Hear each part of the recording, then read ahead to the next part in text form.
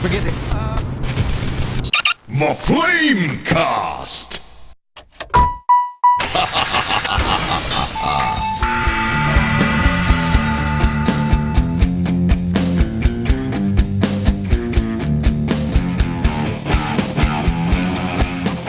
Welcome, Tobor. Welcome to Flamecast. And hello, everybody out there. Welcome. Hey, good morning, Windy. How are you? Doing good, man. Doing good.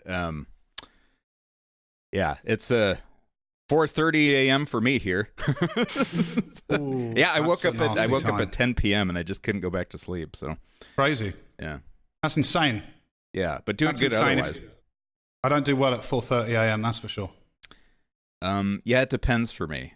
Right now, it's Really? like we'll see. We'll probably be fine. But yeah. No. I've been kind of fretting over early access a little bit for Savage. What have you been working on GO2? I have, yes. Yeah. Yes. So, How's that early going? access for Savage then. What's the plan? Well, the plan is to hold my breath and take the plunge.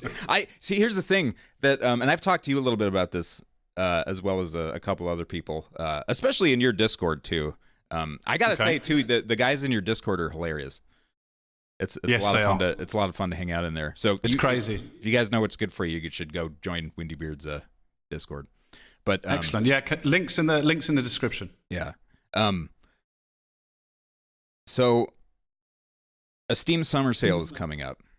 Yes. And I've been strongly advised to use evasive maneuvers I would suggest so, yeah. around it. I would Yeah. be, yeah. I think you don't want to be too close to it because people will know it's coming and they'll be like, oh, there's no point buying anything. I might as well wait for the sale. And then the summer sale kick in whenever it kicks in, and people will only buy games on sale. They'll never buy they might, but it's unlikely, full price game. And then a week afterwards, because everyone's just stacking their games, you know. So I think you want to leave at least that 3, maybe 4 week window. Personally, that's what I would say. I don't know. I've never actually released a game in a sale, but that's what I would suggest. From what I've seen on Steam myself, the area around a Steam sale, especially a major one like the summer one, that's the danger zone for a release, I would say. That is, it makes sense to me. And it's something I'd been kind of considering anyway, but hearing you and some other people kind of lay some of that out a little bit, I'm like, which means I've either got to rush early access or just wait. Which I think I'll probably wait till. It depends on where I'm at though. It depends on where I'm at within the next. I'll know a lot better after this week where I stand with it. But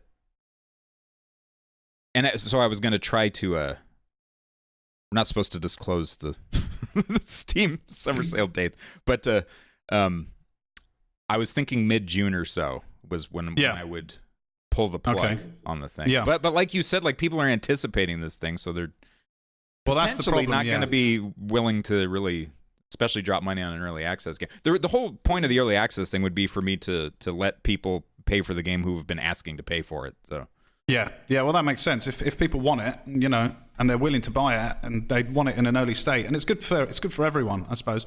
Yeah. Because I think early access is great for exactly what you're doing. You know, it's a massive project that's been going for a long time. It's got a good following, and well, that's that's subjective, but yeah. Sure. So I think it's what it's for. It's got a bit of a rep for because of some bad actors who have abused it. But in the most part, it is designed, and it's a great system for exactly what it is you want to do. And I think you should do it. I think it's a great idea. I do. Yeah. Well, and I also don't. I used to buy this, but I don't necessarily buy this anymore. The concept that certain games do better under early access than others. Yeah, I don't know about that. I think that's like one of these, these indie dev dreams. I think so. I think it steps into that territory. And I think it's a little bit of a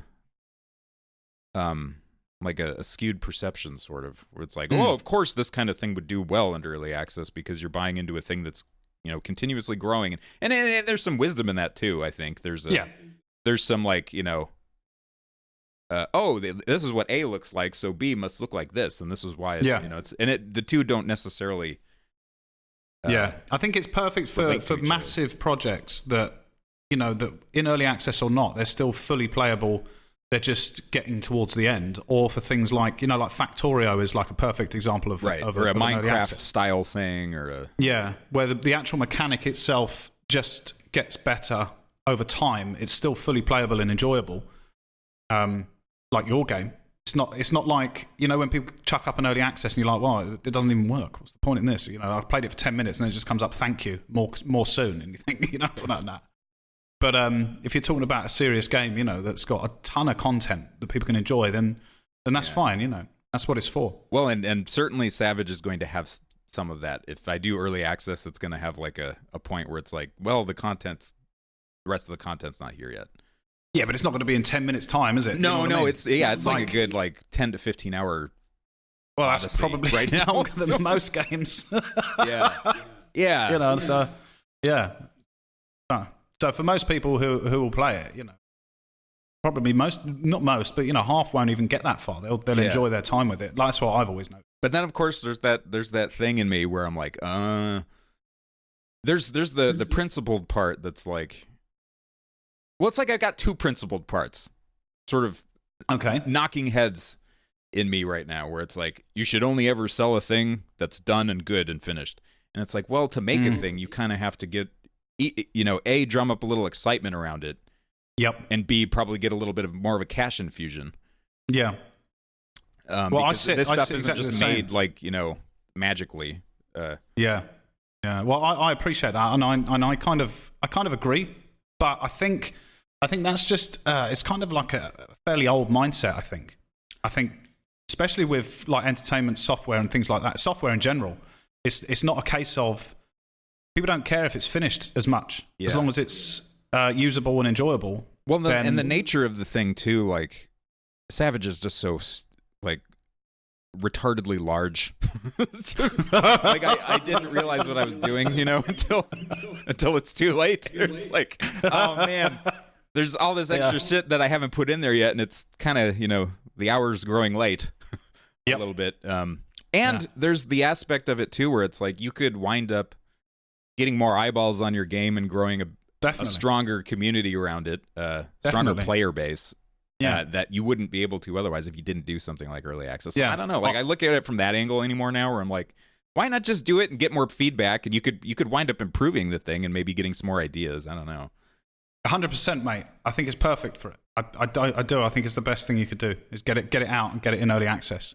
Yeah, I just have to shit or get off the pot, as somebody told me. Like, just do early access or don't do it. Stop talking about it. It's one of those things. I get it. It's a massive decision. It's a massive decision from someone from the outside. It's like, oh yeah, do it or don't. But it's still, what is it? How many years you've been working on it? 6, and it's deciding upon whether to wait until it's finished or release it. Yeah, that's a long time. Yeah, so it's a big decision. So you're doing the right thing by musing over it endlessly. I think that's the right thing to do. Yeah. And it's become more frequent all the time. So I'm just like, you know what? And this is my first sort of foray into this. So also, why not just experiment with it and see what happens? Yeah, because maybe I could do it with the next one, maybe not, depending on how it goes. Yeah, and you still get to work towards full release afterwards. But yeah, you still got that coming up.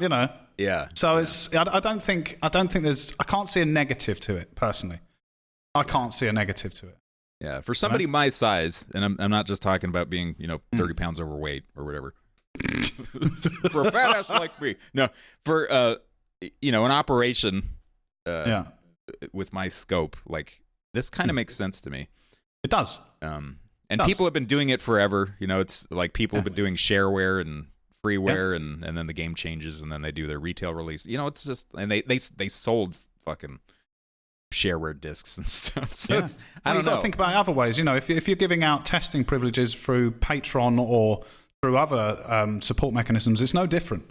It's no different. You're just opening that up to a wider public because the game's at a point where it's consumable by your customers. You're quite happy to say, right, I'm happy to put my name on this. play it. Yeah, that's what early access is, and I think it's a good thing. And there's it's, and just part of that perception too. The perception of it was so. It's got a bad, bad rap, and it's like a lot of people equate it to like a lot of louder people online, strangers that I've never met, equate it to like, it's theft, greedy dev, scamming devs, yeah. But then too, like if you came to me and you said you were doing an early access thing, I'd be like, I'd fucking do it, man. And it's like, why can't I have the same, be comfortable with it Yeah, but it's because of the shit that has happened. You know what I mean? Yeah. That's the thing. People who whip up a prototype and slap it on early access and then never finish it. That's why you feel hesitant. It's because you think, I'm not one of those. I don't want to be lumped in with them. And you're not one of those. That's the thing. That's as soon as a good system comes out, like early access, people will abuse it. But it doesn't mean everyone who's using it is abusing it. Well, and people are abusing the actual normal retail system. Oh, Christ, too, yeah. So. Yeah, 100%. Yeah, well, exactly. So I say go for it. Do it. Yeah. Do it. Do you think you're going to do early access with GO2? I don't know. I'll have to see because I worry because or is that even a is consideration to you at all? Like, it is. I've never done it. I've never done early access, so I've always just gone for a straight release. But I would consider it because this game's going to be probably a bit bigger, a bit chunkier than what I've done before. It's going to have a bit more to it. Yeah. But my only concern is the game is sort of so intertwined. Everything affects everything. So if, for example, I haven't designed 10 planets, then that means X is missing and Y is missing. And then if that's missing, then it means the save file's fucked, which means every time I update, it's going to wipe people's save files, which means they're going to get upset. But I did say I could do a lot fewer but bigger updates. You know what I mean, to limit that. But I don't know. I'll see as we get closer to the. And I'm sure you could take down. steps further along, iteration and stuff. Yeah, and design where you could like future-proof it a little bit, where it's like, this might not break saves. That's a thing that I've had to struggle with Savage too, where, your location used to be dependent on the room asset indexes in GameMaker. All right. So it was like in order. It was like it's stored. You could put in the name of the room that your game would save at, but GameMaker would read it as, this is the 5th room down in your asset tree. If you ever wanted to shove another one up in there somewhere because it made sense to you as a, it's going to screw it. Yeah, you'd wind up like in the void somewhere when you loaded your game. Yeah, that's the trouble. That kind of shit really scares me too. Where it's like, okay, who's going to be really upset about this, and what is it going to break if I do early access and well. Speaking of breaking saves, I with my first game, Sweezy Gunner, right? I broke everyone's saves on an actual release. Oh no! So yeah, that's not the first time that's happened either, though. No, and Steam was like different back then. Yeah, Steam was different. So I used to make I made the mistake in my first game of putting the save file in the game directory. So that's where I had my save file, right? I didn't know any better. And when I did the first major update, I added some stuff and fixed some stuff. Yeah. Steam used to wipe the entire file and put in all the new stuff. So it deleted everyone's save files. Like now it reads what's changed and, it does really smart stuff. But see, I didn't back know then, that. So. Yeah, that's what it used to do. And it wiped everyone's save files. And someone got so angry with me, they sent me an email threatening to take me to court for deleting files on their computer. Oh, you monster. I was like, I'm sorry, I've just made a game. I made a mistake. Please, please don't kill me. Christ. It's a save file for a $4.99 game. I'm going to take you for everything you're worth, Windybeardgames. I'm going to kill this dev. Scanning devs. But yeah, so if I manage to survive that, I think a few save wipes in early access is not the end of the world, And I think most people will understand that because it's part of early access. Things change, things break. It's the way it goes. Yeah. I think if you kind of front load your marketing and your messaging a little bit, be clear. It's like, hey everybody, I'm going to be doing some pretty crazy stuff with GO2 or whatever with Savage. So expect some save wipes here and there. Yeah. Until we get to a stable, 1.0 and all that. Yeah, definitely. But I think it's good, and I would consider it for GO2. I would. I just need to see where I'm at because I know it's going to cross-reference like this. Everything cross-references so heavily that it's going to be. That's what worries me. But who knows? Yeah. Who knows? Well, I'm excited for Geo 2 because I played Geo the other day. Oh yeah. And I told you, like, after I played it, and I was like, "Oh my god, your game is so fucking cool, dude! I can't believe how awesome it is." I knew that people were addicted to it, but oh my god, I had to stop myself from playing anymore. And it is like I got the same kind of glow from it that I got from playing older, like, real-time strategy type games and other management games as a kid, where it was like I remember not being able to put Warcraft 2 down, and I feel like I hit that same sort of zen stride mentally when I was playing it. It was like, oh my god, this is okay. If Geo 2 is even 15% it's going to be better than it's going to be Geo 1, it's going to be. I think you're onto something here. Yeah, it's going to be, and I'm glad you enjoyed it. I like it. I think of all the games I've made, it's the game that's most me. I think Geo. I like the way it is, and I like what it is. It's nonsensical. It's ridiculous. It's colourful, and it's like I like that. I don't like seriousness really. I like things to be crazy and whatever the hell I want. That's kind of what Geo is. I thought, this would be fun. Let's just smash that in there. And it's great. It's a lot more atmospheric than I thought it would be, given its wackiness. It's like it's got like an Earthworm Jim kind of. Yeah, it's got crazy madness. town. That's an honor. Thank you very much. Yeah. But it's also got an amazing soundtrack thanks to Injected. Yeah, the music absolutely an absolute belter of a soundtrack. It's got about 20 tracks in it. It's ridiculous. I think that helps too, because you don't get pissed and want to turn the music off. It just it gives you a nice sonic nest. Yeah. The audio caviar of Injected is super sweet. It really is. Yeah. But so he's already hard at work on Geo 2, so that's going to have another banging soundtrack. And it's also going to be good. So the theme tune to Geo, which I really like, he's doing a new version of that song for Geo 2. Okay. So that should be interesting. Yeah, that's a big track for me, that one. So yeah, it's going all right. But the game itself, development itself, is a nightmare. But it'll be all right. I'm struggling with things because it's all a bit more right now, I think. Yeah, it's hard. The quagmire of despair is thick, and each step is very heavy. Yeah, but the endless dark wood. That's what it feels like. Well, at the moment, I'm working on the universe. So in Geo 1, as you know, you have these little universe segments, right, with stuff in it. Whereas now I'm making the universe one big universe that you explore. That's what I'm doing. So it's the whole lot is there. Oh, explore in one. So before it was like, you go to a different quadrant or whatever, and then your previous quadrant is sort of forgotten. Yeah, not anymore. Or whatever. Yeah. So now it's like one big giant galaxy. Yeah. So it's about the size of if you was to put maybe 15 of those quadrants next to, like, in a grid. Yeah. About that big. So all at once. So it's trying to. Well, I've got it working. It's just trying to make it work nicely. That's the problem. To make it feel good.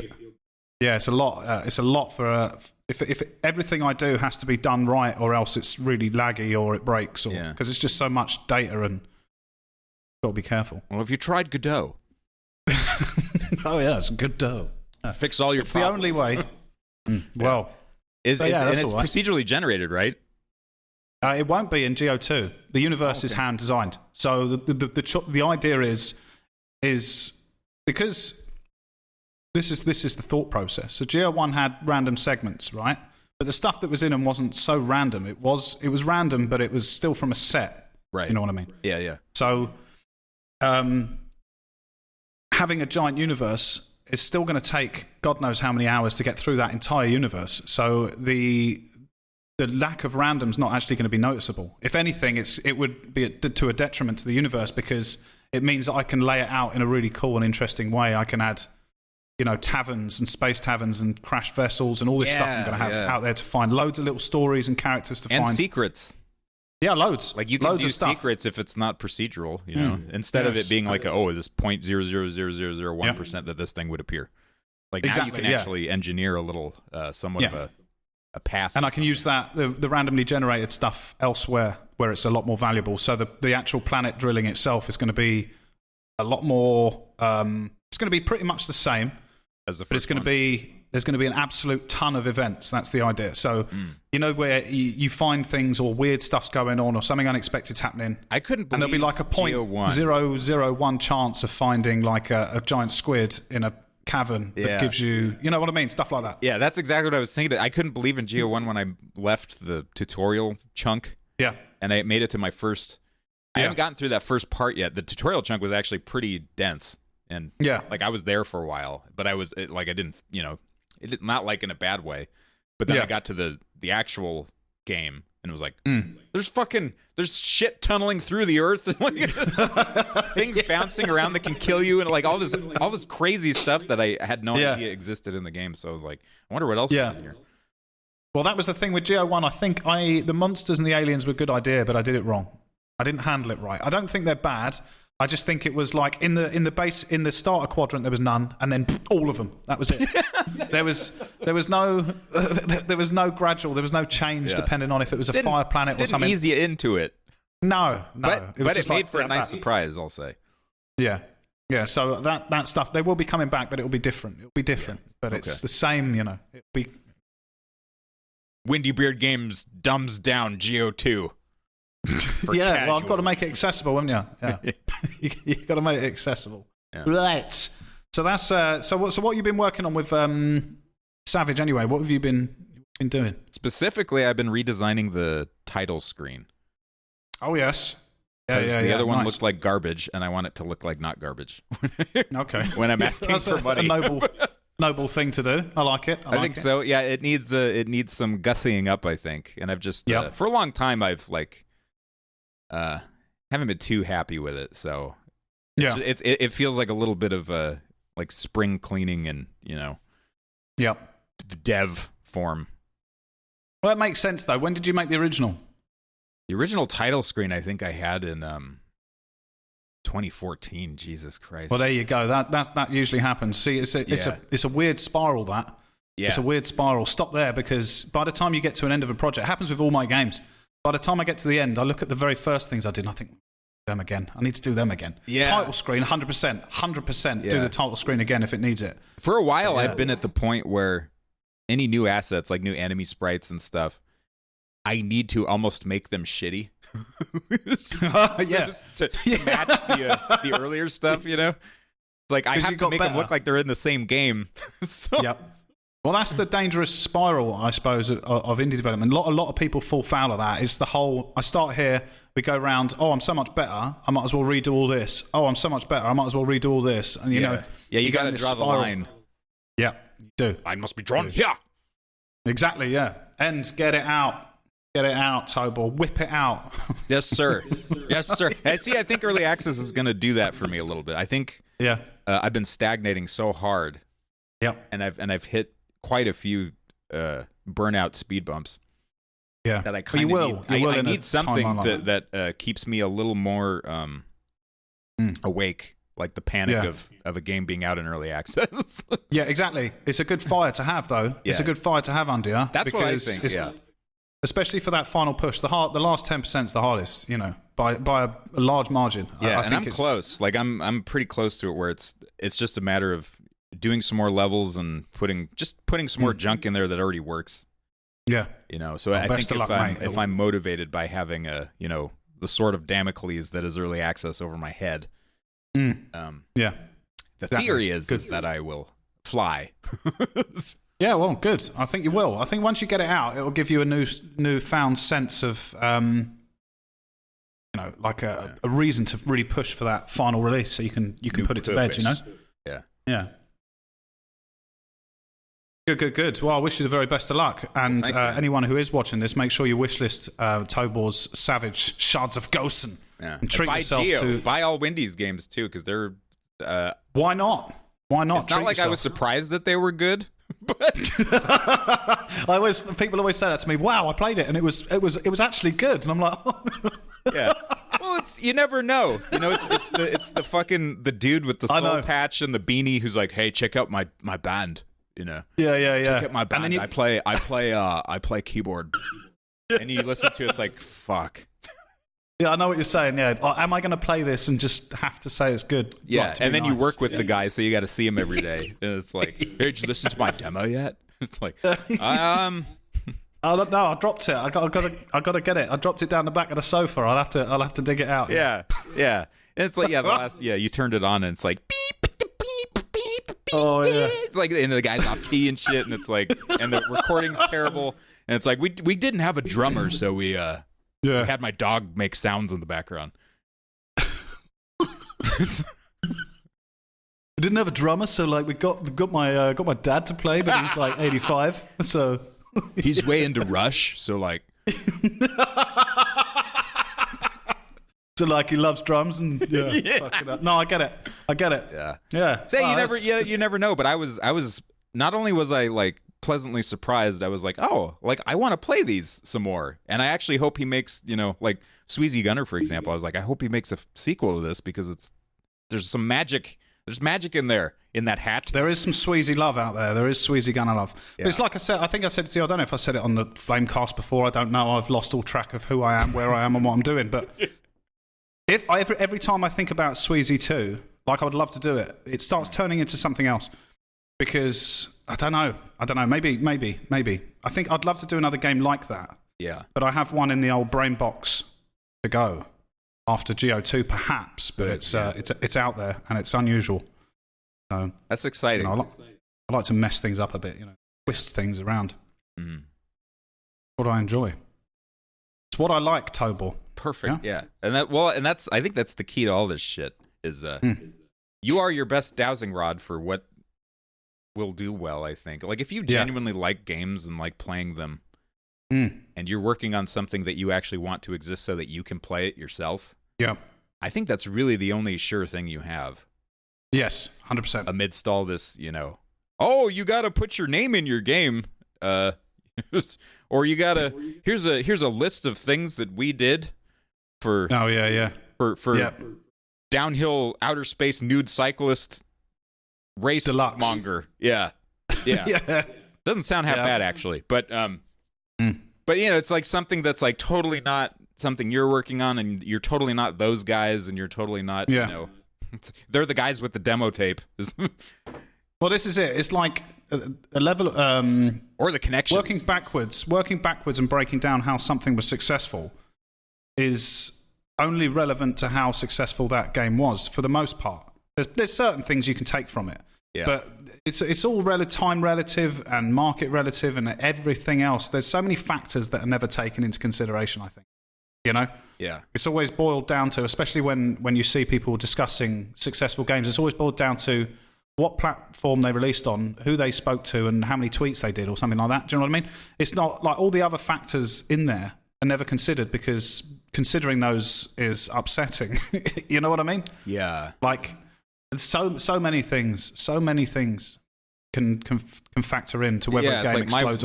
My wife is best friends with the the mail guy that delivers stuff to Devolver Digital, so yeah, exactly. Something who like knows that. If there's some shit like that going on, I don't know. Yeah, and you'll never know, because you're just the only thing you can consume is the limited information that's usually very wrong all over the internet. You know what I mean? Yeah, probably one of the best. And I do like watching. GDC talks are probably the best collection of garbage like that. Yeah, well, I don't want to call it. I do like stuff. watching them because I like listening to people talk shop. That's what we're doing on this thing. Yeah. But I look at it more as a form of entertainment. Yeah. Than things that are like, okay, I'm going to structure my entire. Everything. And there's bits and pieces in there that are very practical and good across a lot of them. But one of the ones that I watched that I really, really liked, and I was like, okay, this guy is telling me, is telling me straight, is the Jeff Vogel guy that makes all those Avernum RPGs. Oh, yeah. And one of his things is get lucky.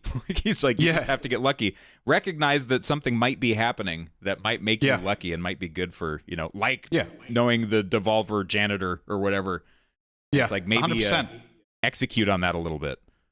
Well, a lot of it's like I think that's one of the best videos going GDC has ever put out. I think, but so it's too. like I suppose you could do it. You could put it like this, right? Say you're digging a hole in your garden, and most people would just dig a hole. But if you're digging a hole and you find a little bit of gold, keep fucking digging and dig as hard as you can for as long as you can. And then once you sit there with this big pot of gold, it's like, hooray, I did it. And then you can tell everyone, well, you just got to dig up your garden. You know, it's just like it's a twisted. It's a twisted industry. It's very difficult. And whereas somebody might create a slide presentation about, so here's the spade that I bought at Lowe's Hardware. I waited for a sale. The spade was on sale, 25% off, and I got this extra sack. Yeah, exactly. And a brush, too. A brush where I could clean off the dirt on my shoes. You know? And that's that's not why the gold was in your backyard. Yeah. Or your garden. As you guys say downtown, in your yard, in your yard, your back and or front yard.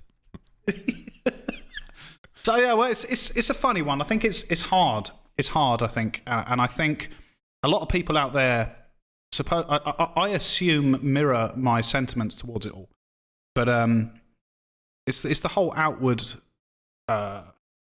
image you portray, isn't it, as a studio? That's the thing. So no one wants to really say, hey, this is not actually true and has never applied to me, no matter how hard I try. You know, no one really wants to put that out there about themselves, because it's demoralizing, isn't it? You know, when you read these things like, hey, you just need to do this, and you think, well, everyone on Earth's doing that, mate. You know what I mean? Yeah, and I get the thing where, you know, you put out enough just negativity and bitching and whining. Yes. People aren't going to want to hang out with you, number one, and number two, people aren't going to want to buy your thing. Yeah, it's a tricky one. Yeah. It's a very tricky one. Yeah. You got to put on a happy face. You got to put on a happy face there, Tobor, and dance the dance of the game developer. That's what you must do. As if your feet are on fire. Yeah, exactly.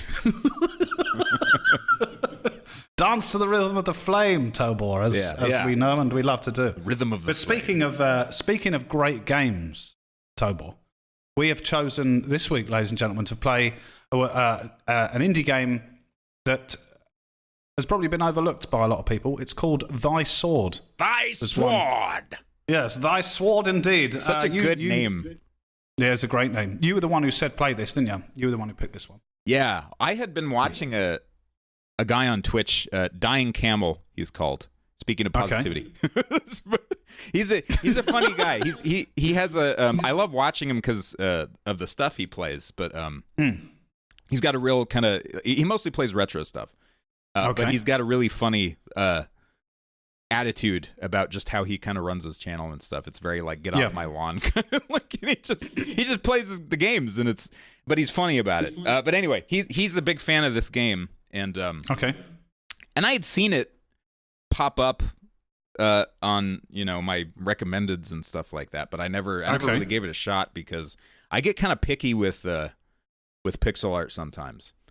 And Thy Sword kind of had a certain look to it where I was like, I don't know if I'd but I watched him play it, and I was like, holy shit, this is actually like it's single screen. Yep. Action platformer, kind of like the original Mario Brothers. Not super, but it's like an arcade game. That's what I found. Exactly. Like a really old school arcade game you'd find just in the middle of nowhere in some arcade. Yeah. You know. It's all everything that you need to know is just on the single screen, no scrolling, no nothing. Like, you just clear the screen, you kill bad guys, and then you exit and you go to the next level. Old school, yeah. Yeah, stage based, and it's even got like a currency sort of system, or like a credit. So, you know, if you it's got what the rogue did you play it on? The medium one. Yeah, me too. Where you're actually having to use quarters, or whatever. Yeah. But there's something really refreshing about it too. But I didn't give it a chance at first because of you know, the way it looked and my snooty, crotchety pixel art preferences. Okay. Well, we all got preferences. Yeah. If I've never even heard of it, never seen it, nothing about it. I didn't even know it existed. Mm-hmm. And I'm glad you put me onto it. I played it for a good 2 or 3 hours or something. Really enjoyed it. Great. I got through. I didn't manage to finish it. I kept getting killed before I got to the end. But yeah, I haven't beaten it yet. It's hard. I got through. I think my best was I'd done 4 of the bosses or something, and got 3 or 4 of those gems that fall down when you kill the thing. The squid boss, I killed that thing. The spider, and I played it. I must have played it, I don't know, 10, 12 times or something, and kept dying. But I could kill the spider queen, without getting hit. And it was a great game. And I started buying good stuff in the store, because it's got the roguelite stuff, so you make cash, the cash monis. And then you go into the shop when you're between worlds and stuff like that. And that was really good. Yeah, you get this cool little camp scene that you hang out. You can like play a gambling mini game and buy stuff from different NPCs and stuff. I had no idea that you could unlock more characters. Yeah, I only saw one once, and I didn't have enough money to buy him. What he was like, he? "Hey, I'll come work for you if you give me the money." I don't have enough money. I just don't have enough. Yeah, was it the Viking? Yeah, I don't know what he was. I didn't sort of click until after I left the screen. I thought, we'll be there next time, and he wasn't. And I thought, was that another character? Yeah, I think it's all random, depending on how far you've gotten and what you've done, probably. But who did you play as? I played as the barbarian, of course. Oh yeah, no surprise. that swing, that power move mechanic was great.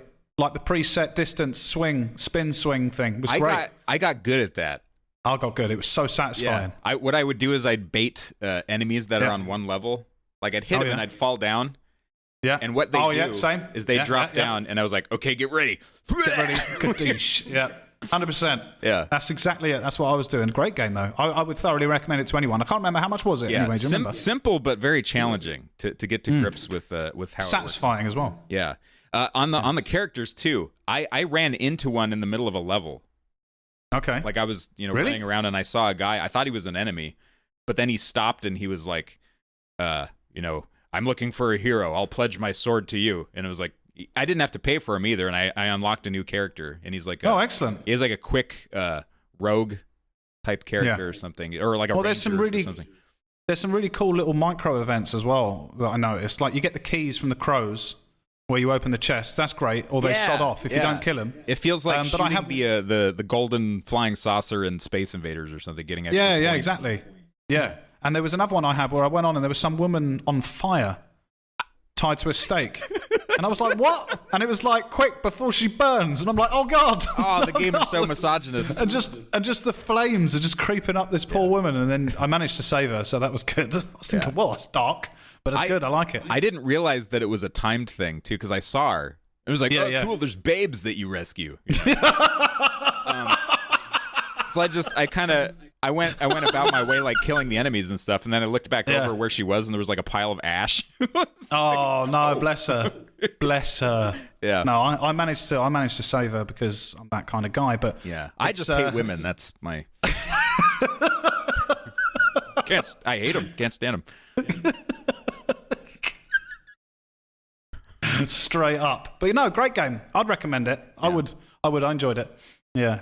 I think it's good when you get the bow as well. That's always a pleasure. Yeah, it feels good too, surprisingly. Arrows. It doesn't feel like a nice arc, and they stick in walls and stuff. Yeah, it was good. Yeah, it doesn't feel like a tacked on thing at all. No. And the music whole game is so good. Yeah. Really old school, proper yeah, but it kind of stuff. jams and it like moves along, and you're like, okay. So there you go, ladies and gentlemen. Check out Thy Sword. You've probably never heard of it, and probably nor of your friends, but check it out. It's well worth playing. You have now. You have now. Yeah. So hopefully we'll have to pick another game for next week, Tobor. We'll have to discuss that. I don't know. We've got any plans? I haven't. Yeah, we forgot to talk about that before we hit record. Yeah. We were going to do that too. You're like, what would be a great feature for our show is if we told everybody on the actual thing what we were going to play, so everyone could participate and have fun. I can't be bothered, can't be bothered. Can't be bothered. But yeah, so that's it. Thy Sword, great game. It's probably only a few bucks, I'd imagine. Yeah. I think it might be on sale, but I don't know. Maybe not anymore. But I mean, summer sale is coming up. Maybe it'll be on sale. Oh then. Yeah, I'd imagine it will be. Yeah. But check it out, everyone. It's awesome. It's awesome. Good fun. Yeah, worth every penny, I'd say. Yeah, definitely. It was just a straightforward, nice game, but it's got depth and it plays well. Which is always nice. There's no unnecessary to it. Yeah, like a video game. Exactly. Yeah, it was like a proper video game. Yeah. Like it. Yeah. So what we talking about next, Tobor? What's up next? Speaking of being a misogynist, I guess. Just a frothing,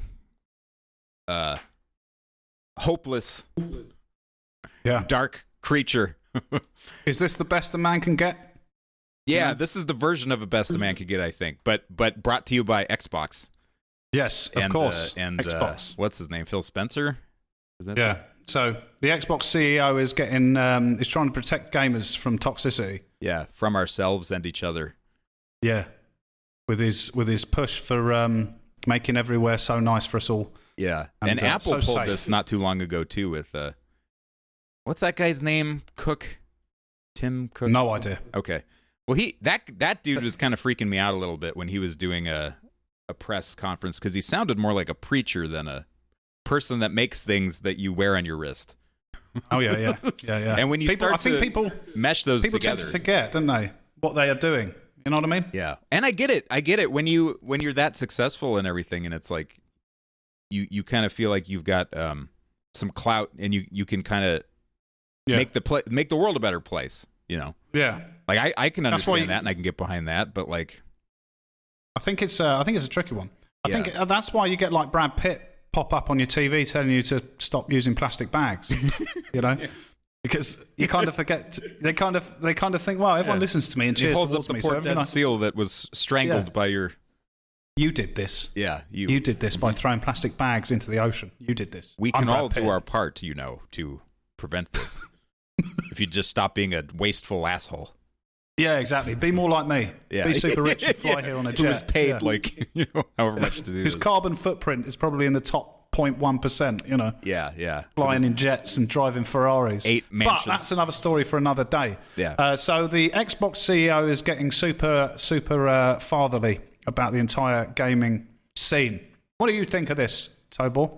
Let's discuss it. I think it's fucking stupid. Tobor and Windybeard yapping away like they usually do. Talking, blah, blah, blah. Blah, blah, blah, blah, blah. Such toxicity. Go on. Podcast done. Yeah. Screw you all. Yeah, if I had a gavel, but go on. I'd be hammering it. I think it's I think that the sentiment is like good, like where hey, I want to make video games inclusive for everybody, and we should all be good together and be nice and have fun times together. And we're all gamers. We're all a gaming community. We're all the same, don't you know? We're all friends. Yeah, we all play the exact same video game. Yeah. And like there's a lot of parts to this that I could probably rant about separately. Yeah. But you kind of told me this before we started recording too, was a CEO should be mindful of stuff like this. Definitely. Like the idea that they shouldn't, or they should just ignore how their product is perceived is and I agree with that too. Yeah. I agree that saying nothing about anything, and like ultimately you want as many people playing your stuff as humanly possible, so you will make the most amount of money forever and ever. Amen. Yeah. but insinuating that maybe it might be a few degrees past insinuation that I mean, I've already admitted that I'm a misogynist, so maybe he's right. You did, yeah. I think you said something about hating all women. I think you said I did. Yeah. Even your wife, bless her. Yeah, I hate my wife. Oh, she's awful. Oh dear. I think it's an interesting discussion because I don't blame him. I think he's doing the right thing technically. I don't like it, but I think he can't sit at the CEO's table, be the CEO of Xbox, and not talk about making gaming better for people. Like, whether he's right in the direction he's going or not is irrelevant. He's doing what he thinks is best for the people enjoying the products, right? Well, that's what they're saying, because you say this stuff to get people to buy it. Right. He's not going to say if one of these gaming journalists or whatever you want to call them nowadays go to him, oh, what are you going to do about toxicity? He's not going to say, sod it, let's make it worse, is he? You know what I mean? Yeah. Or I don't care about your feelings.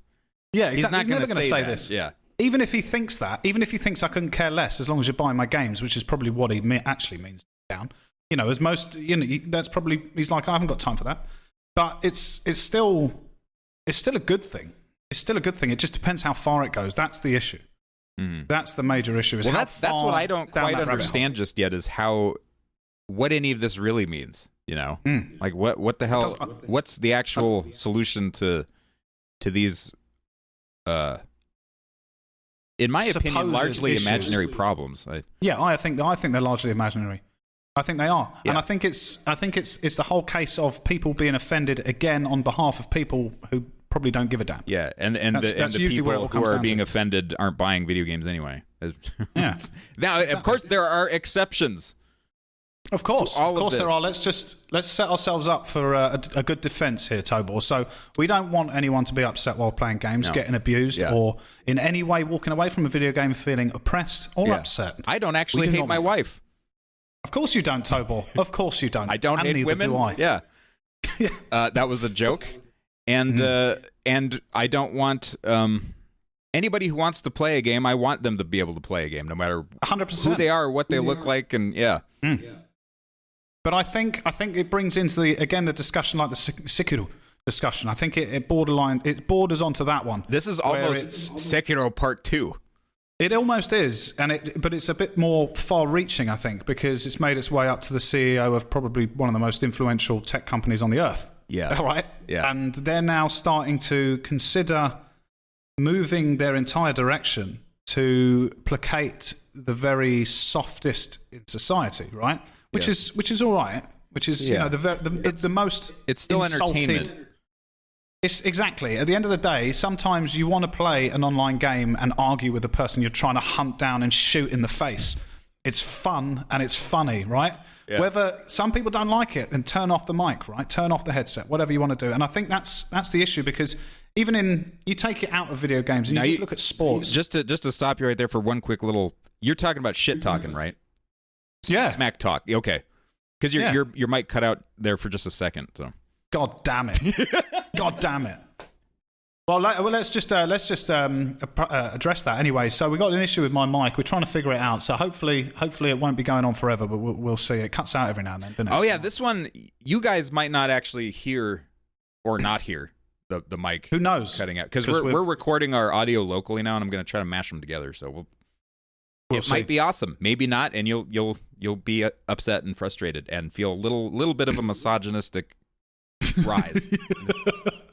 But I think back to smack talking, right? Yeah. It's since the dawn of time. Any sport, anything competitive, anything that pits people against people. You can't pit people against people in a sport and expect them to afterwards they can laugh and say, oh, that was a great game, but in the heat of that competition, people are competing and people say things to each other and it's funny. It's part of the game, isn't it? You know what I mean? It's a very kind of male thing. And I'm not going to say women don't do it at all, but it's kind of a male bonding thing to, to roughhouse and then buy each other a beer afterward and laugh at what happened. Yeah. And then you do that in a game where it's all virtual anyway, and you hear somebody call somebody something horrible. It's kind of funny. Yeah, it is. Yeah. It is. Some people take it too far, though. You know what I mean? When you get some 13-year-old come on, I'll say, and if it's totally tasteless. Yeah, there's certain things that just unnecessary, like the racism and things like that. There's no need for any of that bollocks. That can all go away. But that stuff, for example, exactly. If I'm playing a game against you, for example, and I and you shoot me and kill me, and I think you're absolute shitbag, you know what I mean, or something like that. That's not toxic, Yeah. It's not toxic, and it's just funny, isn't it? It certainly can be and is. And I think if you're sitting there, right, and you turn on your Xbox or your whatever you're playing, right, and you put your headset on and you put in your game and you turn it on, you play online, and someone across the other side of the world calls you a nasty name, and you go, I don't want to play video games anymore. then the problem is deep inside you. Yeah. Right? Well, and you know what? There aren't that many. Some of the most popular games in the world are that way, or have the potential to have that sort of interaction. But most games are these things you play by yourself, like Thy Sword. Yeah, exactly. Maybe Thy Sword has some kind of co-op thing in it. I don't know. But regardless, most of these things, Geo is something that Classic. I play, sitting in my underpants on the couch by myself, and I have no human interaction at all. No. And so it's really hard to unpack what he's saying here. It's hard about all of this, and that's one of the things that really pisses me off is like the gaming community. It's like, no, it's got Sekiro in it. It's got people that play Candy Crush. It's so it's like they're not all the same thing. At all. No. And the problem is if you like to be perfectly honest, I used to play a bit of Splatoon, right? I play Splatoon 2. Yeah. You couldn't even communicate online in that game. Terribly you could racist just play game. Yeah. you can just play. You can just play. You can't communicate, or you couldn't. And that's fine. There was no problem with that. If you could, probably people would be swearing at each other and shouting at each other, and that's the way it goes in combat, doesn't it? And it's a simulated combat, regardless if you're playing as a squid. It wouldn't be like, hey guy, any chance you're actually going to do some defense or anything? No, I don't want to do that. Hey, I'm just going to stand here in the corner and just shoot endlessly into the wall just for a laugh. Oh, okay, as long as you're having fun, let's go. Oh, that's what I mean? good. No. You do you. Yeah. Yeah. In this team game where we're supposed to work together, it doesn't matter if you're not helping. Yeah. But it's the way it goes. And the problem is, as soon as you start watering down that, then if you take competition out of a competitive game, what's the point? Like, you can't turn... the whole idea of it is a game. As a concept of playing a game requires competition if it's a competitive game. Yeah. Even in cooperative. And teamwork, remember and if somebody's not pulling their weight... What exactly is Xbox trying to do about that? That's the weird, vague thing to me. It's like... Yeah. What are you going to you're going to be policing my tone or the words or a combination of the two, or what the fuck? Like, or are you just going to take the word of someone who was offended? That's the problem. This is where it steps into that whole discussion outside of games, just in general world, is what one person considers offensive. Does it make it offensive? Yeah. Does it? You know what I mean? Well, yeah, and it's like maybe that one person that found something offensive wasn't even really participating all that much in whatever it was. I mean, if we're talking about video games, like it might be a spouse or something that was talked into playing a match, on a machine that he or she didn't buy on a thing, and it's like, oh, that's terrible. What just happened? Somebody called me a dickbag. Yeah, and I think it's also again the hypocrisy of the argument, because it's like you cannot say something nasty to someone and upset them, but it's quite all right to sneak up behind them and stab them in the back of the head with a knife and then have a slow 3D X-ray animation of the knife going through their head coming out of their face. That's perfectly fine. As long as you're nice to each other. Yeah, but like, calling somebody a poopy head, no. That's bad. Exactly. And I think it reeks of, like, I agree he should be saying it, and I agree he should be probably trying to do it, because, having some 12-year-old jump on a headset and call you every name under the sun is a little bit annoying, especially if it's got context, fine. But when it's just endless, blah, blah, blah, and you just think, oh, this is garbage, turn it off, don't need that. And I appreciate that. But at the same time, it's bluster, isn't it? It's sort of like, it's woke points, isn't it? It's trying to be nice and get everyone to think, wow, what a great company. And I agree, like, he's got to do it. He can't do the opposite. He can't do the opposite, Yeah, it depends on how empty it is, right? It depends on how empty it is and how what their actual practical anything is going to be. Yeah. And it's like, oh, okay, maybe they just, allow somebody to report somebody else because they use the N-word, and then they'd look into it. It's like, oh, okay, well, you can't play with other people for 24 hours. I don't know I don't know exactly what the steps they're going to take are. But again, it's like, who's making all the noise and who cares? Ultimately, who's buying your stuff and who's that's it's the Marvel Comics problem right now. It's the problem everywhere. Yeah, in entertainment, is where it's really apparent. But but then again, like, video games can get away with that a little bit more, because as long as the the mechanics of the working game are satisfying. Like, Yeah. I think people give them a little bit more of a pass there. I think. Yeah. Well, I think because people can protest all they like, and people generally do. And there was that classic photo, wasn't there? It's a bit of a different subject, but it's the same sort of thing. There was that boycott Call of Duty or something group on Steam. There's that classic screenshot someone took. Did you ever see this? Did you hear about this? I don't think so. It was one of these. It was either Call of Duty or one of these AAA shoot 'em ups, right? And it was like everyone was boycotting it about something they did or something they said or some bollocks. And then they had a Steam group for boycotting this game. And then you looked at all the group members. Someone had a screenshot of every group member, and it all said currently playing Call of Duty. You know what I mean? Like everyone in that boycott group was, you know what I mean? Like it's noise. Everyone's making noise. Yeah. Even the CEO here is making noise to answer to the noise. But underneath, none of it matters. Because at the end of the day, people are still playing games, and CEO of Xbox doesn't want to turn Grand Theft Auto into the Teletubbies. Right. You know what I mean? Yeah. And that's the honest truth of it, you know?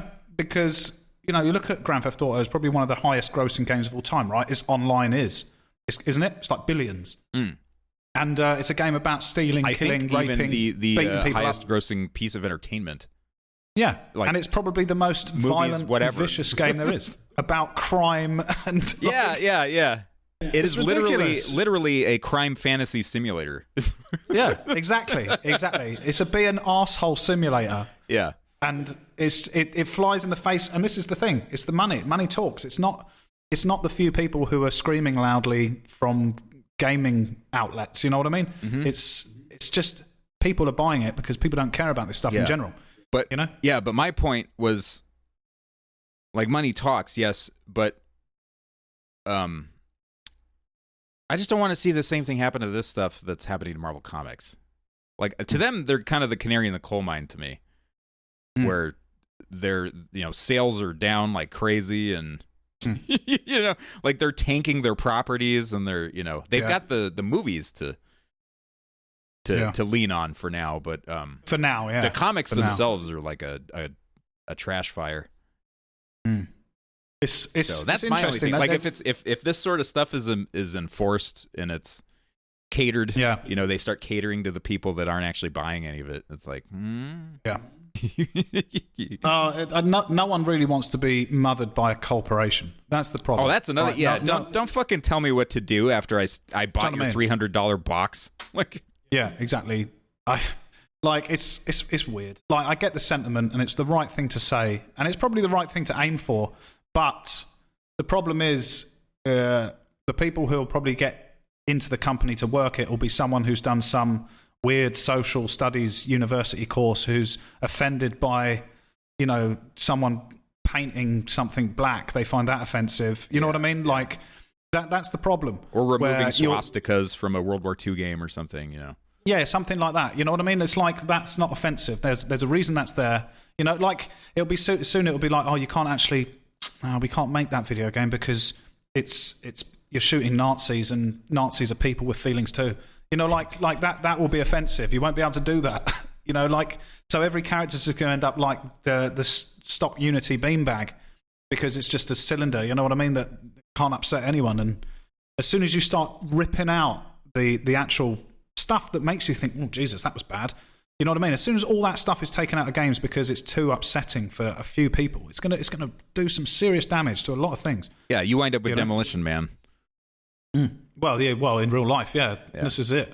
That's that film. I say this: if anyone likes to think about what the future's like, watch Demolition Man. Yeah, I think it's the most accurate portrayal of our future as a human, as the human race. We can all look forward to what is it, Taco Bell? Yeah, one Taco Bell, one corporation that owns everything, right? Yeah, which is Taco Bell. Yeah, which will probably be Amazon. No touching, no. Yeah, we can't touch. You can't say anything. You get fined for swearing. Yeah, be well, exactly. Windy. Tobor, you have been fined 1 credit for violation of the verbal morality code. Yeah, watch nonstop. Yeah, that's it. And you got to be careful. Yeah. This is the problem. It sounds like a conspiracy and doomsday, but it's a slippery slope. It is a slippery slope. See, I hate the slippery slope argument because it's like we're fucking people. We decide where the line is. Like if we want to implement something because it helps something else, and somebody's like, "That's a slippery slope," because then X, Y, and Z will happen after that. It's like, well, no, we can say, "Here's the line. Let's not cross it." But I agree that the slippery slope thing, practically speaking, always happens. Yeah. Like I hate the sentiment of it, but it's like it does happen because that's what people do with it. Like it always people does. Like to push and push and yeah. Yeah, no matter the outcome, there's always someone who wants to take it further. Always, no matter what it is. Yeah, and then they trick a whole bunch of other people into doing it too, and then it gets support. And then people it gets a bit louder, and then people think, "Oh, I better agree, or else I'm going to look like a really nasty person if I don't agree with this ridiculous nonsense." Yeah. Because it's like in contrast to this, what the CEO is saying. Like if you read it or listen to it or whatever, what he's saying is really nice. There's nothing he's saying that's horrible. So to be argumentative to his points sounds like you're arguing for toxicity, right? Like you're arguing for this, and that's the problem, which you're not. If you disagree with this man, then you're a monster. Yeah, exactly, and that's the dangerous part of that argument. It's not a case of, all right, well, what is the opposition to that point, and why does it have any merit? It's just you don't think that disabled people should play games. You're an animal. You shouldn't be allowed to live. You literally which want is not to what kill people are them saying. All.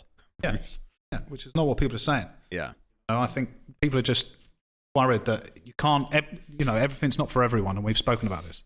There's always something for everyone, but not everything can be for everyone. That's what bothers me about all this, unity stuff.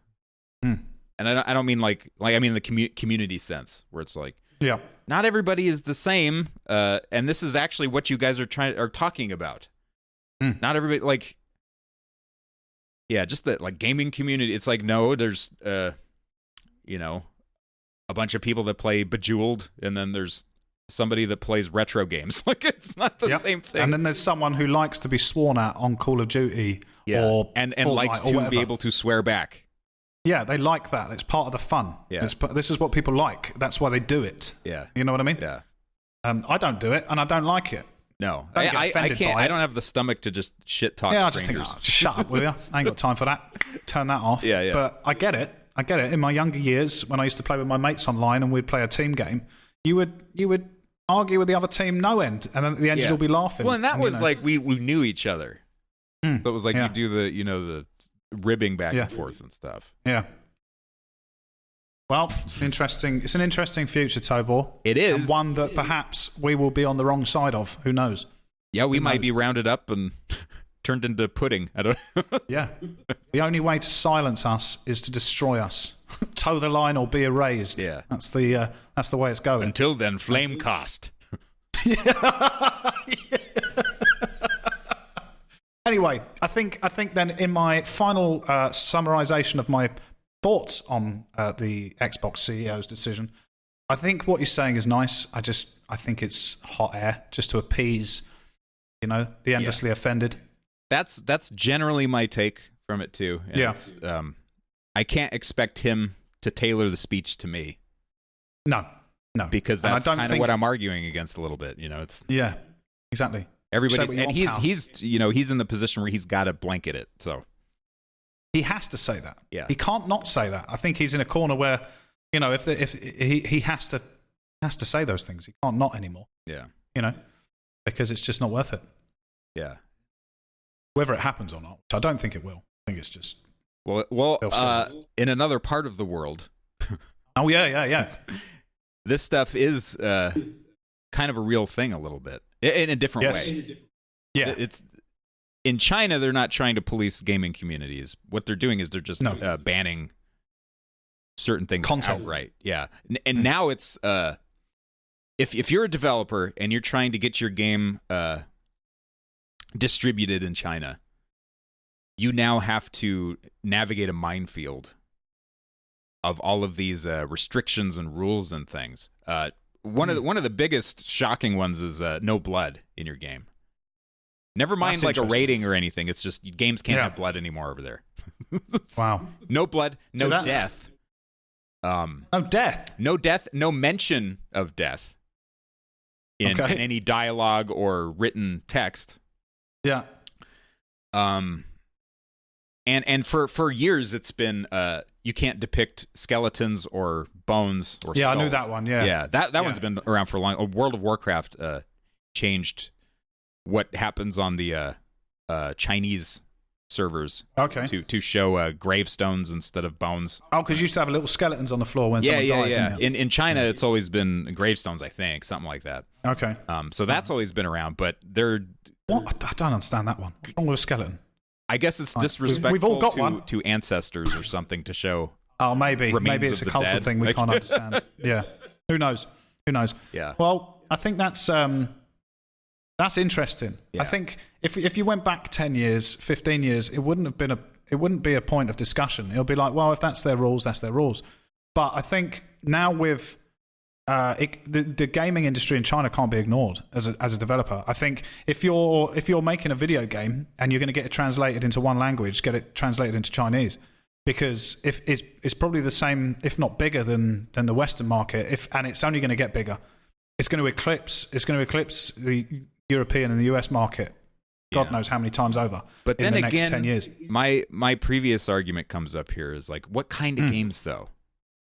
Well, I think a lot of it is mobile over there. You know, I don't think there's a huge amount of people clamoring for Savage, for example.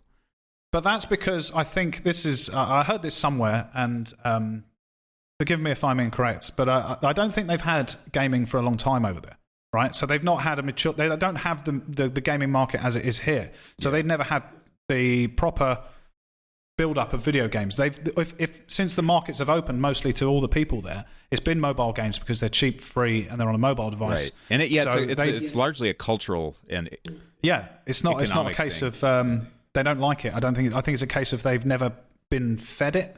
Yeah. From the day one. They didn't grow up like me with single player Mario, adventure game, Link, Zelda stuff. Yeah. Well, it's like Fortnite or something like that. That business model. If that was to come out 20 years ago, people would be like, "I'm buying a hat, $7.99 for a dance. You having a laugh? Turn that shit off." I already bought my property. Thank you very much. Yeah. Now the kids are like, well, you've got to if you've got a stock dance, then you're obviously going to get bullied. That's how important it is now to buy in-app purchases and all this stuff. It's changed so much. It's weird. I don't get it. Yeah. I mean, and that's a good example of a game being very different from so different. the surrounding industry. It's like it's a huge like part insulated. of what we would consider the gaming industry, but it's it's night. It's and its day. own beast, isn't it? Yeah, It's its own industry. It's like Minecraft, though, isn't it? Minecraft's its own industry now. It's considered a video game, but it's its own industry. It's its own little thing. Yeah, I look at games like Fortnite and its competitors as like I'm not really competing with them. I think you are for attention, though. I think. Yeah. I think. In certain ways, yes, but largely not really. No, maybe not. But I don't know. Who knows? But I think with this new rules and stuff in China, I think the interesting fallout will be that obviously Epic being owned primarily or partially by Tencent, right, which is a Chinese company which has undisclosed tenuous links to the Chinese government or whatever. We don't know. But somebody in the I don't know how the Chinese government is structured, but it's I don't know. So if they what call it's it going to Parliament do or something, but there's a guy there who also works at Tencent. Okay, and it could be that he can make restrictions, try to get some of this squelched a little bit. I don't know. Yeah, knows. But yeah, it's gonna force the hand of developers here. It's going to change the face of video games. Mm-hmm. If these rules are if rules are imposed on video games in the largest market, if it becomes the largest market, I don't even know if it already is. It probably will become that. There's no doubt about that. Could always so it will force too, the hand. Yeah, because that will become your primary source of rules for video games. It's going to be like, well, if we can't put blood and skeletons, we won't put blood and skeletons. Are we going to add extra money and time to the development for the smaller market? Probably not. Just push it out without this stuff. And people will have to get used to it. Yeah. And games have already been doing that in the AAA and whoever who else knows space. Yeah, Rainbow Six, I think did that where they removed slot machines in the background. They had slot machines. Yes, I remember this. Yeah, blood spatters or something, and they got rid of that, and it's like put a brick wall. Yeah, pretty much. Yeah, but not just for a Chinese version. Yeah. Like all versions were now that way. And it sucks because Savage has all that crap in there. Like Savage has it's a world of death and slaying and decapitations and blood and skeletons and all kinds of stuff that I think is rad. In a video game context. Yeah, exactly. Yeah, fun stuff, video game stuff. Yeah. So I've gotten contacted by several Chinese publishers asking about Savage. I'm like, I'd have to do a lot of work to just try Even to sell the possible. game over there, and I'm not willing to give any of that up necessarily to only cater to and to make something that I don't even really like. And I'm not Microsoft. I'm not Treyarch or whoever else. So it's like I'm kind of fine with Yeah. Well, you've got a big enough market. Do you know what I mean? I don't think there's a concern. Trying to survive elsewhere, let alone. Well, you've got to think about it. I think I always think about this when people say, "Oh, you need to translate your game into 12 languages and get it on every single platform going on Earth." And I think, well, I only need to sell 10,000 copies of a game to change my life. I don't. And the market's pretty damn big for an English speaker on Steam. That's quite a big market you got yourself there. It's probably tens of millions of people. If you can't permeate that market, getting it translated into Welsh is not going to change your odds. Do you know what I mean? Yeah. I get it. Chinese, yes. If you can do Chinese, do it, because it's probably a good 30% of the entire games market by now. We also don't hate Welsh people. Definitely don't hate well, I don't know. I haven't met them all. I probably hate a few of them. If you're Welsh and you're a dickhead, then yeah, sure. But you know what I mean? Yeah. You know what I mean? And I think same here. I would love to be able to sell my game in China. Oh God, I would definitely. love to be able to sell my game in Russian and German and for anyone who wants to buy it and where they'd get a much better product where it was like they wouldn't have to look up translation guides or whatever the hell else. And I grew up that way too. I imported a few Japanese games because I was so sick of some of the best ones not coming over. But it was always RPGs though. That was the problem. Yeah. Text heavy, story heavy. Yeah, and you think, I can't play it, and it looks so good. Yeah. Or having a machine that wouldn't play it because it's region locked or something. I get it. It sucks, but it's interesting. It'd be interesting to see what happens. I would love to get my games in China. Yeah. I would. If I what's funny is PUBG. Obviously, I don't think this is the same case with Rainbow Six, where all versions had this, but it's for the Chinese version of PUBG, and it's either the mobile one or something. Right. They removed the blood, when you shoot a guy, the blood sprays and stuff, and the player characters don't die anymore. When they die, they stop and they wave. And then they disappear. Oh God, really? Yeah. Oh, that is so shit. Yeah. It's unbelievable. How pissed would you be, a Chinese kid, I'm gonna fucking play a game with some guns. We're gonna kill each other and whatever. And then it's pew, pew, pew. It's like you're shooting Nerf bullets and the other guy's just home, bye. It disappears. It's Thanks for playing with me, bye. And then flies away. I love you. Yeah.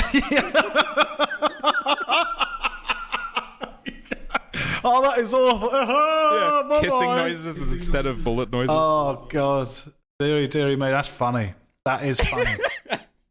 That is bad. But this is the thing though. Again, I don't mind that. That's their rules. Their rules. That's fine. But I think because it's going to be such an influential market, maybe not right now, but maybe in 10 years. Yeah. That companies all the AAA companies will be working primarily for that market. Because you've already seen this change, haven't you, with the whole, you've all got phones, right? Because even Blizzard's tanked one of their biggest IPs to appease a market that they weren't even... Yeah, directly target China.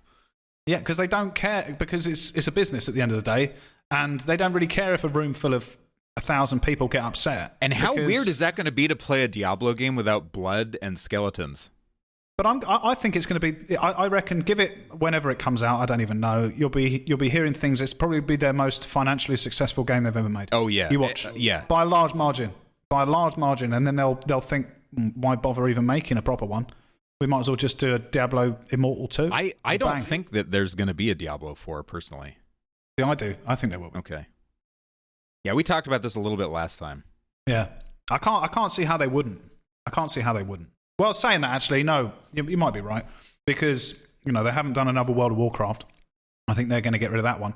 Well, and they certainly haven't done a Warcraft 4, They haven't done, I think they get to 3, which brings me back to my whole, you shouldn't be allowed to make more than 3 sequels in an IP. So, if they do end it there, I think it's good. Leave people wanting more in it. I agree with that. Don't tank out a series. Yeah. That's like a modern cheapness, isn't it? Just run a series into the ground until people are so sick of it. Yeah. We'll put it in space this time. You'll love it. Yeah. Have people screaming for more. That's what Valve did, isn't it? Valve are the geniuses of that. Every game they make, they just leave people angrily screaming for more. Yeah. It's the best way. Yeah. It becomes a cultural joke. When they don't, but it keeps you forever relevant. Yeah. Forever relevant. Yeah. Remember when Valve didn't make Half-Life 3? Yeah. I think there's a sadness in that chain of thought as well. I think there is, because you think, give it another 30 years, right? Me and you are doing Flamecast episode 6,200. Oh, Tobor. Hey, Windy. Yeah. And we'll be like, oh, have you seen it? Like, Mario is now an absolute laughingstock. Like, Mario and Zelda are going to end up being an absolute garbage IP. Yeah. That's the way they're going to keep going and going and going until people are so sick of it that its entire history is just going to be like Sonic. You know what I mean? Or Mickey It's just Mouse, going to be tinged with... Yeah, exactly. It's just going to be a garbage IP. Instead of being the best IP of all time, or one of them, and just ending it and doing something new. Yeah. And just drag it on until they've squeezed every last drop of... Not blood, obviously, because that's no longer allowed, but... I don't know. Happiness, sunshine out of the IP. Yeah, it's nice to have things to look forward to. Well, this is it. Yeah, I think it'd be interesting though. I know that sounds like a very sort of negative way of looking at it, but I think it's true. I don't think you can keep these things the people that loved them and made them are different or not even doing them anymore. So it's obviously a different thing. But I think we're always going to have some really cool stuff. Oh God, yeah. There's always, whether it's made by you or whoever, like we're gonna have new, better. I hope something to take the place of Star Wars, something to take the place of Warcraft or I don't know. Diablo. I hope so. I do hope so. I'm starting to get tired of every time you look at something you've seen it before. Yeah. Well, I wonder how much that too is just exposure and age. Age. I think it's age. Yeah. Oh, when I was younger, that was real music. You know what I mean? Yeah. That's what's happening to me. Stop it. Help me. I don't want to turn into that guy. But I think it's, I'm still a valid member of society, Tobor, all right? Mm-hmm. I'm still allowed my opinions, and I want products just for me, all right? That's what I want. Yeah, me. yeah, exactly. I want blood, and I want to be able to crush someone, and all these horrible things. Yeah, chop heads off, and yeah, and then kick them, and then eat them. Yeah, and then call your friend that you're doing it with a fuckhead. Yeah, that's it. Yeah. Toxicity. Smash. I think that's the case. But yeah, I think the Chinese market is interesting, really interesting. I'll be eager to see where that goes. Yeah, if nothing else, to me, it's just like, well, and it's such a cultural difference from the West, like with the game thing, where it's like, oh my God, I can't imagine playing Mortal Kombat without blood or the mention of death. It's not fatality anymore that comes up. It's et cetera, et cetera. Friendship, they'll bring that back. Yeah. So yeah, I definitely agree with you. I see it as more of an interesting thing to watch than for something to be fretting over, I guess. I'm not worried about it, to be honest. I'm not worried about it. Yeah. Like I've said this many times, I play mostly, if I play AAA, it's usually a Nintendo game. Nintendo don't do blood, they don't do any of this stuff anyway, so I'm not, I think gratuitous violence in video games has its place, but I don't think it's, like, when it's a selling point, I'm not interested. I've always been like that. I don't have a problem with it, do you know what I mean? I don't have a problem with it depends. Heavy violence. It depends on the thing, like, I like satisfying gore in video games, like depending on what it is. Like if the game sucks, then I don't care how many fucking severed limbs are in it. I don't have a problem with it at all. Yeah. But it's never been a selling point for me. Like if someone goes, "Oh wow, you can actually blow the calf muscle out of this man's leg with a pistol," Yeah. and I'm like, "Oh, that's pretty cool," but I'm not going to buy a game just for that. Yeah, to me, it's more of an atmosphere, and if like Yeah. blood and gore happens to be a part of that, the vision. Yeah, definitely. Then Yeah. I agree. Yeah, I agree. Like, if it's Splatterhouse or something, like, yeah, that's something I can get behind. Like chopping demons up and like, yeah, whatever. Controversial point. Splatterhouse is garbage. It's not good. It's funny, and it's a terrible game. Which one are we talking about? The first one. The original arcade game? Yeah. Yeah. I would not go out of my way to call it a good game. No. But it's a great concept for its love time. it in my heart. Like Mortal Kombat 1. It was what it was, and it was good for what it was, but it wasn't great to play. Oh, you put that in front of most young people now. I think they'd think it was trash garbage. Yeah. And I think it was one of those games, especially Splatterhouse, if you was to take away, Jason with a hockey mask and the baseball bat and replace it with a man with a whisk and he's hitting fairies, it probably wouldn't. Yeah. The gray box of Splatterhouse is janky, in other words. It's a terrible game. Yeah. but it was funny. You stick that atmosphere on it, you stick the haunted house shit, and you stick the the horror tropes in there and stuff, and it's like I will play that for the atmosphere that it gives me, and I think horror games are important. I don't think I think that's if these rules of China become a lot more prevalent. Yeah, you can kiss that in stuff game goodbye. design. Sorry, you can kiss that stuff goodbye. Horror is going to really take a hit, and I'm a big fan of horror, especially classic sort of horror. I don't really like stabby stuff. I find it boring, but like fantasy horror and things like that. Yeah, I think that'll be. I see what you got behind your head right there. Pinhead, there he is. Look at him go. Good old Pinhead. Yeah. Look at him, his little face. Look. Yeah, if China becomes the dominant market for this stuff, then we will have Pinhead no sights will be to erased. show you. Yeah. You opened the box. Yeah. We came. I'd be sad to see. I'd be sad to see that stuff go. That was a really I like good a bit of Pinhead. Wishmaster. You like that? Yeah. A Wishmaster. You're a fan of the Wishmaster? Yeah, I haven't seen him in a long time, but I remember those were like One and equally two was like good. I like the fantasy horror adventure stuff. So Yeah. First one was glorious. Second one was all right, and then they just went downhill. I think I've got like 1 through 5 of the Wishmaster, and I've never watched them. I've watched the first and second one, and I watched a bit of the fourth one. I didn't even know there were at least 5 of those things. I thought there were 3. It's like Pinhead. There's like 12 Pinheads now. It's just stupid. Yeah. But it would be sad to see that stuff take a hit, and I think it has its place in video games. Video games is such a real sort of, it's a simulation, isn't it? And if you're restricting what can be simulated, then that's a sad thing. Yeah, there's not a whole lot we can do then. No, it's not, is it? It's like any form of any entertainment or creativity. You don't want to restrict it too much. You're going to regret it. Mm-hmm. And I think that's what I take away from it all. Yeah, well, and potentially ruin a market that doesn't have a chance to grow or to be created. There might be some other like crazy, someone with an idea that can't execute because. Or that industry becomes, or that market you're talking about becomes something else entirely that's frowned upon and in behind closed doors. And hey, have you got any more of that game? Check a look at these right here. Yeah, exactly. Yeah. Hey, look at this game. You can even punch a titty. It's like you haven't been able to do that for 30 years. The blood in this one is actually red. Yeah. It's not weird green slime or whatever. Yeah, if you look, this was what will happen though. You watch, you mark my words. You'll be playing some video game that's got all these restrictions on it. But if you stop, turn the camera at the window, right? Look and zoom out the window. Take a screenshot and zoom into the screenshot. There's a skeleton. That's what it'll be. Yeah. Yeah. All the stuff going, that we take for granted now are going to be relegated to Easter eggs. Yeah. It's this weird sort of like infantizing of media. I don't get it. It's very strange. Well, and people have been trying to do that for this is nothing new. Yeah. Well, there's always people. Something always shocks somebody, and there's a period of pearl clutching, and then I think it's usually the people who are most upset are the ones who don't understand it deeply enough to give an opinion. Yeah, well, it's definitely not the people who are trying to create something. No, and it's not the people who are actually consuming it, I don't think. Right, yeah. It's like if you go back from the wrong people, and usually it's the money that wins, so. Yeah. It's a real shame. It's a real shame, Tobor, but I will fight till my last day. But a funny one. Yeah, it's always fun.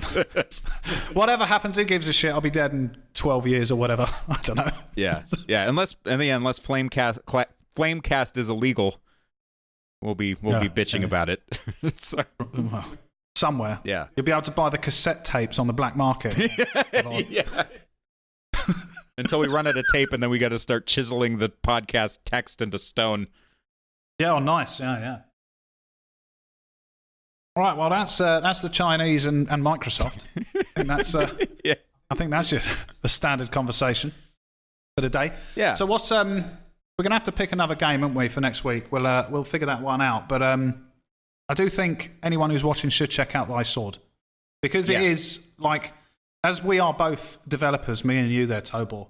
The powerful heavy clouds of obscurity are horrible. And any light that can be shed through the clouds to pierce and illuminate the products of another is nothing but a good thing. Yeah. So Thy Sword, ladies and gentlemen, check it out. Be a ray of hope. Yeah. Go play Thy hope. Sword. Yeah, unless you're in China. So, but sorry. Yeah. Sorry. Yeah. All right. So we'll play another one next week and see whatever else happens in the industry until then. Yeah. Like I said, I want to have a good discussion about the console generations. That would be a good one. Yes. Good chat. Yeah. Yeah. There's a ton of stuff we can dive headfirst into that and just never come out. Never. Yeah. Never return. Yeah. So yeah, there's a little teaser, a little taste. All right. Okay. Well, I think that's it then, isn't it, Tobor? Number 4, I think, is in the can, in the bag, it's a wrap. It's something. It's in the wrap. Yeah, it's in the wrap. There you go. Check. All right. Okay, guys, check me out on Twitter, Twitch, fucking YouTube, Steam, everywhere else. Links below. Same for my good friend and glorious individual, Mr. Tobor Prime, there on the left. Give him a wave, Tobor. Give him a wave. There he is. You Look just at him. killed me in PUBG. Bye. I love you. Check us out on all these things and check out Thy Sword. See you next week. Internet weirdos. Bye-bye.